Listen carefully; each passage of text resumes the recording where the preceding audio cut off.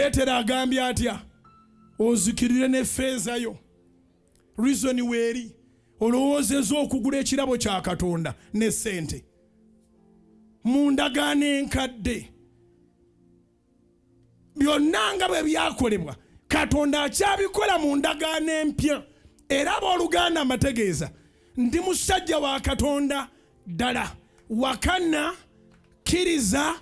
naye wakana at your own risk nvuma at your own risk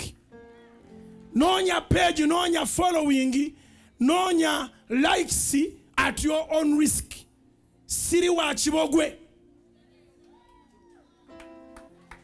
ekkanisa yaffe eno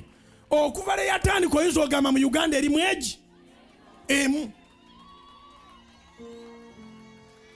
kyenava nsalawo ne ngamba naye nedda ndowooza tubawadde grace period emala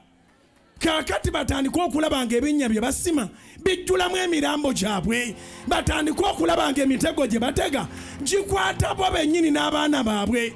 Katonda wa Danyeri yaleetera bonna abaamukolera enkwe okugwa mu mpologoma ne zibalya ye Katonda gwe tulina Katonda wa Shadrach, Meshach n'Abenego ereetera bonna ababasuula muliro okubaleeta ne babasuula mu muliro ye Katonda gwe tulina kati bano abasajja n'abakazi abagamba nti ebyo bya ndagaano nkadde actually tebasomera ddala ku Bayibuli bagenda mu zi Bible college oluusi ne babatikira ne doctorate nga basomye magezi g'abaana b'abantu kati bano abaana abalina ekigambo kya Katonda ne bw'obajjira ng'osaaga busaazi kwegamba nga weetemye weka ate mu kwetema ekintu ate n'okizannyiramu ofa